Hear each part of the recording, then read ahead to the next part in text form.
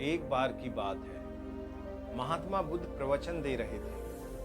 प्रवचन में आसपास के बहुत से लोग शामिल थे। सभी लोग ध्यान से बुद्ध को सुन रहे थे। कुछ देर में प्रवचन समाप्त हो गया। लोगों ने बुद्ध को प्रणाम किया और अपने अपने घर को चल पड़े। पर एक युवक वहां पर बैठा रहा।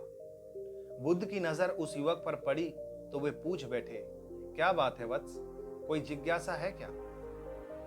युवक बुद्ध के पास गया और प्रणाम करके बोला, प्रभु, बहुत उलझन में हूं। जितना इस बारे में सोचता हूं उतना ही उलझ जाता हूं। कैसी उलझन है वत्स?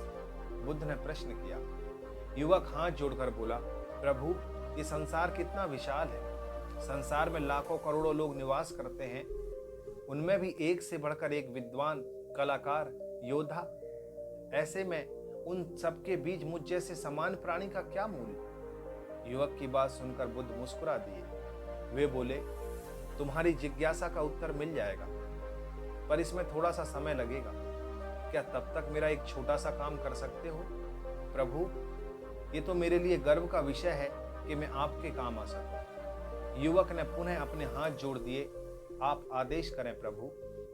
युवक ने बुद्ध को एक चमकीला पत्थर देते हुए कहा, तुम्हें इस पत्थर का मूल्य पता करना है, पर ध्यान रहे, इसे बेचना नहीं है, सिर्फ मूल्य पता करना है। जैसी आज्ञा प्रभु।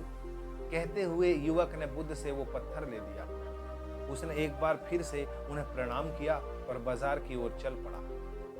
बाजार वहां से ज्यादा दूर नहीं था। युवक थोड़ी देर में वहां पहुंच गया। वो सुबह का समय था, इसलिए बाजार अभी ठीक से लगा नहीं था। वहां पर इक्का दुक्का दुकानदार ही थे। युवक ने जिज्ञासावश इधर उधर नजर दौड़ाई। उसे एक पेड़ के नीचे एक दुकानदार नजर आया। वो आम बेच रहा था। युवक उस दुकानदार के पास पहुंचा। उसे पत्थर दिखाते हुए बोला, क्या आप इस पत्थर की कीमत बता सकते हैं? दुकानदार एक चालाक व्यक्ति था। पत्थर की चमक देखकर वो समझ गया कि अवश्य ही ये कोई कीमती पत्थर है। वो बनावटी आवाज में बोला, देखने में तो कुछ खास नहीं लगता, पर मैं इसके बदले 10 आम दे सकता हूं। दुकानदार की बात सुनकर युवक को हल्का सा क्रोध आ गया। वो मन ही मन बुदबुदाया, ये आदमी मुझे बेवकूफ समझता है। इतना सुंदर पत्थर और इसका मूल्य सिर्फ 10 आम? अवश्य ही ये झूठ बोल रहा है। युवक को चुप देखकर दुकानदार बोल उठा, क्या कहते हो, निकालूं आम? पर युवक ने दुकानदार को कोई जवाब नहीं दिया। वो चुपचाप आगे बढ़ गया। सामने एक सब्जी वाला अपनी दुकान सजा रहा था। युवक उसके पास पहुंचा और उसे पत्थर दिखाते हुए उसका मूल्य पूछा। उस पत्थर को देखकर सब्जी वाले की आंखें खुशी से चमक उठी। वो मन ही मन सोचने लगा, ये पत्थर तो बहुत कीमती जान पड़ता है। अगर ये मुझे मिल जाए तो मजा ही आ जाए। क्या हुआ भाई, कहां खो गए? युवक ने दुकानदार की तंद्रा तोड़ी।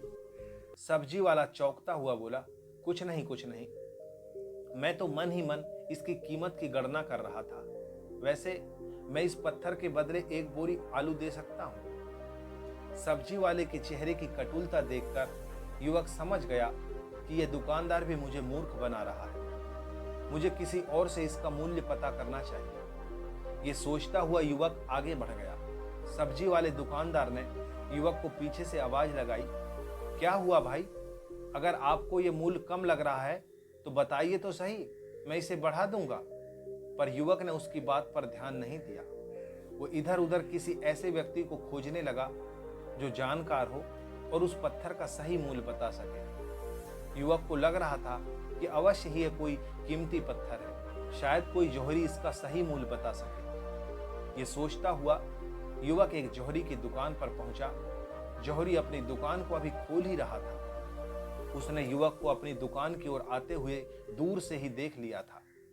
साथ ही उसने युवक का हुलिया देखकर यह भी भांप लिया था कि यह कोई गरीब व्यक्ति है जो संभवतः कोई गहना बेचने आया होगा। जौहरी ने हाथ जोड़कर युवक को नमस्कार किया और मुस्कुराकर पूछा, बताइए महोदय, मैं आपकी क्या सेवा कर सकता हूँ? युवक ने बुद्ध का दिया पत्थर अपनी हथेली पर रख दिया और बोला, इसका मूल्य पता करना था।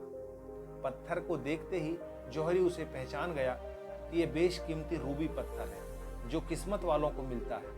वो बोला, पत्थर मुझे दे दो और मुझसे 1 लाख रुपए ले लो। कहते हुए जौहरी ने पत्थर लेने के लिए अपना दाहिना हाथ बढ़ाया, पर तब तक युवक ने पत्थर को अपनी मुट्ठी में बंद कर लिया था। उसे पत्थर के मूल का अंदाजा हो गया था, इसलिए वो बुद्ध के पास जाने के लिए मुड़ गया। जौहरी ने उसे पीछे से आवाज लगाई, अरे रुको तो भाई, मैं इसके 50 लाख दे सकता हूं। युवक को पत्थर बेचना तो था नहीं, इसलिए वो रुका नहीं और दुकान से बाहर आ गया। पर जौहरी भी कम चालाक नहीं था। वो उस अनमोल पत्थर को किसी भी कीमत पर अपने हाथ से जाने नहीं देना चाहता था। वो दौड़कर उसके आगे आ गया और हाथ जोड़कर बोला, तुम ये पत्थर मुझे दे दो, मैं इसके बदले 1 करोड़ रुपए देने को तैयार हूं। युवक को जौहरी की बात में अब कोई रुचि नहीं रह गई थी। वो जल्द से जल्द बुद्ध के पास पहुंच जाना चाहता था, इसलिए ना तो वो रुका और ना ही उसने जौहरी की बात का कोई जवाब दिया। वो तेज तेज कदमों से बुद्ध के आश्रम की ओर चल पड़ा। जौहरी ने पीछे से आवाज लगाई, यह अत्यंत मूल्यवान पत्थर है, अनमोल है, तुम जितने पैसे कहोगे मैं दे दूंगा। ये सुनकर वो युवक परेशान हो गया। उसे लगा कि कहीं पत्थर के लालच में जौहरी उसे पकड़कर जबरदस्ती न करने लगे, इसलिए वो तेजी से आश्रम की ओर दौड़ पड़ा। युवक जब बुद्ध के पास पहुंचा तो वो बुरी तरह से हाँफ रहा था। उसे देखकर बुद्ध मुस्कुरा दिए, फिर भी उन्होंने अपने चेहरे से कुछ भी जाहिर नहीं होने दिया।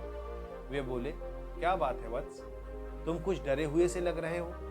युवक ने बुद्ध को प्रणाम किया और सारी बात कह सुनाई। साथ ही उसने वो पत्थर भी उन्हें वापस कर दिया। बुद्ध बोले, आम वाले ने इसका मूल्य 10 आम बताया, आलू वाले ने 1 बोरी आलू, और जौहरी ने बताया कि यह अनमोल है। इस पत्थर के गुण जिसने जितने समझे, उसने उसका मूल्य उसी हिसाब से लगाया।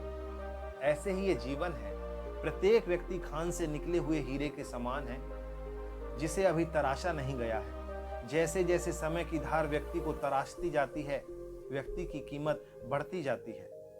ये दुनिया व्यक्ति को जितना पहचान पाती है, उसे उतनी ही महत्व देती है। कहते हुए बुद्ध एक क्षण के लिए रुके और फिर बोले, किंतु आदमी और हीरे में अंतर यह है, हीरे को कोई दूसरा तराशता है और व्यक्ति को अपने आप को स्वयं ही तराशना पड़ता है। और जिस दिन तुम अपने आप को तराश लोगे, तुम्हें भी तुम्हारा मूल्य बताने वाला कोई ना कोई जौहरी मिल ही जाएगा। दोस्तों, अगर आपको ये कहानी अच्छी लगी हो तो हमें कमेंट करके जरूर बताइए, और आगे भी ऐसी ही मोटिवेशनल कहानी सुनने के लिए आप हमारे चैनल को सब्सक्राइब कर सकते हैं, ताकि हमारी आने वाली वीडियो सबसे पहले आपके पास पहुंचे। धन्यवाद।